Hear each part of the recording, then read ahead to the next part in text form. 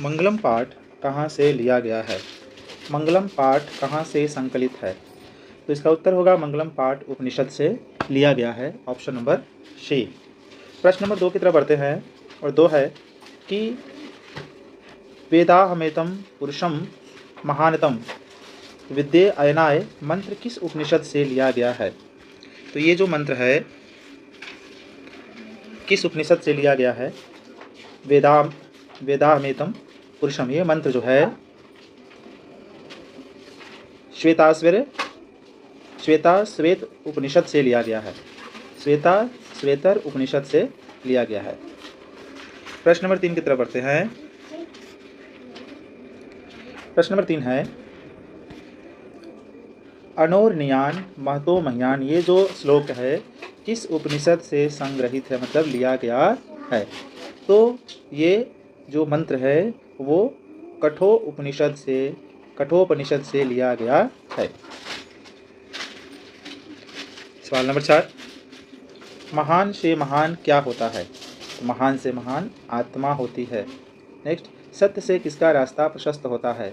सत्य का पालन करेंगे तो देवलोक की प्राप्ति हो जाएगी, देवलोक के जाने का रास्ता प्रशस्त होता है। अगला सवाल है यह संपूर्ण संसार किसके द्वारा अनुशासित है? ये पूरा संसार को कौन कंट्रोल करते हैं? तो ये पूरा का पूरा जो संसार होता है वो परमात्मा द्वारा अनुशासित है। ऋषि लोग देवलोक की प्राप्ति के लिए किस मार्ग को अपनाते हैं? ऋषि लोग देवलोक की प्राप्ति के लिए सत्य मार्ग को अपनाते हैं।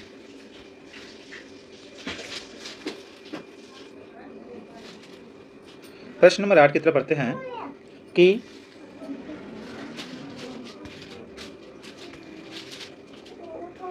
हिरण्ययेन पात्रेण सत्यधर्माय दृश्यते किस उपनिषद का मंत्र है? तो ये इस पाठ का पहला श्लोक है और ये लिया गया है आपका ऑप्शन नंबर, देखिए 4 ऑप्शन, कठोपनिषद है, मुंडको है, ईशावास्य उपनिषद है, गीता है। तो ये जो श्लोक है आप मंत्र को जब बुक से पढ़ेंगे तो वहाँ बगल में लिखा हुआ है कि किस उपनिषद से लिया गया है। तो इसका उत्तर हो जाएगा ईशावास्यो उपनिषद, ऑप्शन नंबर सी। उपनिषद के अंतिम भाग में किसका दर्शन होता है? उपनिषद के अंतिम भाग में किसका दर्शन होता है? उपनिषद के अंतिम भाग में किसका सिद्धांत है? दर्शन शास्त्र का कि पुराण का, गीता के कि अर्थशास्त्र का? तो उपनिषद के अंतिम भाग में देखेंगे तो दर्शन शास्त्र का सिद्धांत है, ऑप्शन नंबर ए। अब आते हैं प्रश्न 10, आदित्य का पर्यायवाची, तो आदित्य कहा जाता है सूर्य को, तो इसका ऑप्शन नंबर हो जाएगा सी। नदियाँ समुद्र में कैसे मिलती हैं? नाम को छोड़कर, रूप को छोड़कर, नाम रूप के साथ, नाम रूप को छोड़कर। तो पाठ के अनुसार पढ़ेंगे श्लोक में, तो नदियाँ अपना नाम और रूप को छोड़कर समुद्र में मिल जाती है, ऑप्शन नंबर डी। 12 की तरफ बढ़ते हैं। 12 में है कि सत्यमेव जयते किस उपनिषद से संकलित है? तो सत्यमेव जयते जो है वो किस उपनिषद से लिया गया है? तो मुंडको उपनिषद से लिया गया है। सूक्ष्म से सूक्ष्म, छोटा से छोटा क्या होती है? ऑप्शन नंबर ए आत्मा होती है।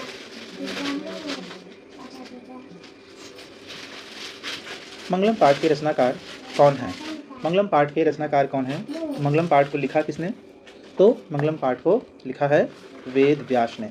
उपनिषद के रचनाकार कौन है? उपनिषद के रचनाकार कौन है? तो उपनिषद के रचनाकार भी वेद व्यास ही हैं, ऑप्शन नंबर सी। और मंगलम पाठ के रचयिता भी वेद व्यास, यानी कि ऑप्शन नंबर डी।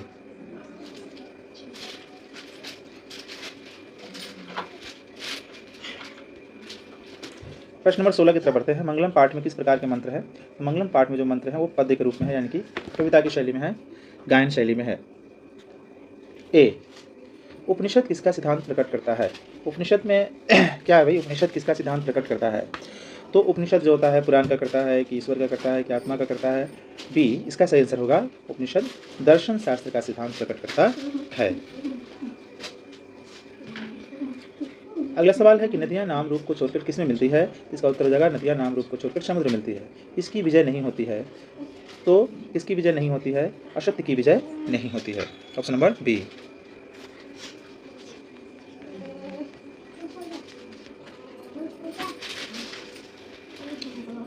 सवाल 20 को देखते हैं, किसकी गुफा में आत्मा निवास करती है?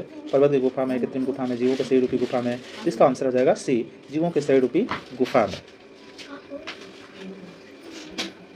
मंगलम पाठ में कुल कितने मंत्र हैं? मंगलम पाठ में कुल 5 मंत्र है। Option number A. अनोर नियान महतो मयान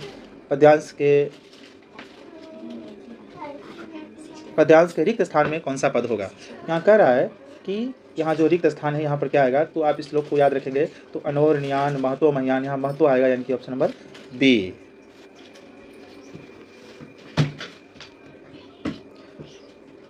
नद्या समुद्र अस्तम गच्छन्ति। ये जो सवाल है 23 नंबर सवाल जो है कि नद्या समुद्रे अस्तम गच्छति, नद्या समुद्र अस्तम गच्छन्ति रेखांकित पद का प्रश्न निर्माण निम्न में से कौन सा होगा? तो यहाँ नद्य के नीचे रेखांकित किया गया है, तो नद्या क्या है भाई? नदी का शब्द रूप है, तो नदी का शब्द रूप अगर हम याद करते हैं तो प्रथम विभक्ति में होता है नदी, द्विवचन में हो जाएगा नद्यऊ, और बहुवचन में हो जाएगा नद्या। यानी कि यहाँ पर बहुत सारी नदी की बात करी गई है। यहाँ इसको देख कर मालूम चल सकता है अंति लगा हुआ है, यानी कि बहुत सारी नदियों की बात कही गई है। तो इसका प्रश्न क्या होगा? तो कह मतलब होता है कौन, तो एक वचन के लिए कह, द्विवचन के लिए कौ, और बहुवचन के लिए का। तो इसका जो प्रश्न निर्माण में होगा इसकी जगह पाएगा वो आएगा का।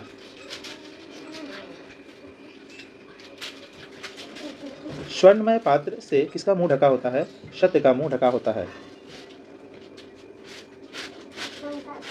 ईश्वर क्या है? ईश्वर क्या है? धन है, सत्य है, समुद्र है कि असत्य है? तो ईश्वर सत्य है। ईशावास्यो उपनिषद में किसके विषय में कहा गया है? तो ईशावास्यो उपनिषद में सत्य के बारे में कहा गया है।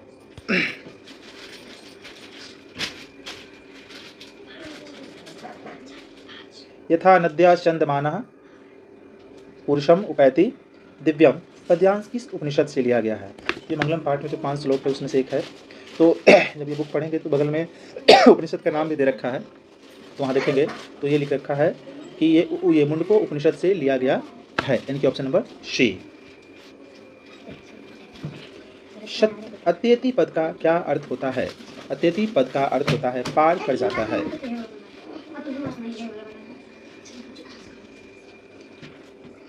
कठोपनिषद में किसके बारे में कहा गया है?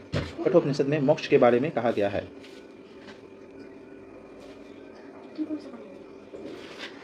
श्वेतरो उपनिषद में किसके बारे में कहा गया है? तो श्वेतरो उपनिषद में परमात्मा के बारे में कहा गया है। सत्य मार्ग से विद्वान कहाँ जाते हैं? सत्य मार्ग से विद्वान देवलोक जाते हैं। साधक किसको पार करना चाहता है? साधक किसको पार करना चाहता है? साधक मृत्यु पर जीत प्राप्त करना चाहता है। सत्य धर्म धारण करने के लिए किसको हटा देना चाहिए? सत्य धर्म धारण करने के लिए हिरण्यम एन पात्र को हटा देना चाहिए।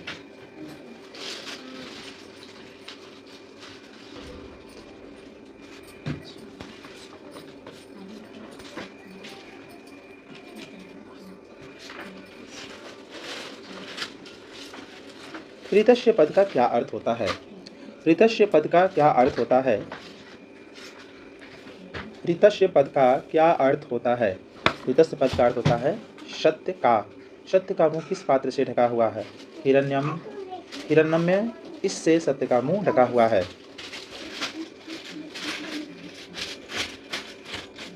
नदियाँ क्या छोड़कर समुद्र में मिल जाती है? नदियाँ क्या छोड़कर समुद्र में मिल जाती है? तो इसका तो नाम और स्वरूप दोनों होना चाहिए, नाम और स्वरूप। अगला सवाल है, प्राणियों के हृदय रूपी गुफा में कौन बंद है? प्राणियों के हृदय रूपी गुफा में आत्मा बंद होती है। नदियाँ कहाँ जाकर मिलती है? समुद्र में।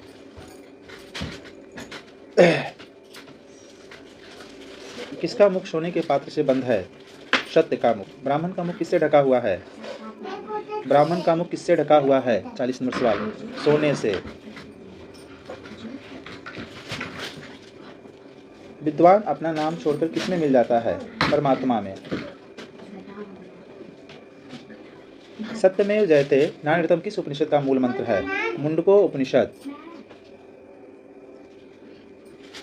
अपावृणु पद का क्या अर्थ होता है? अपावृणु पद का अर्थ हटा दे।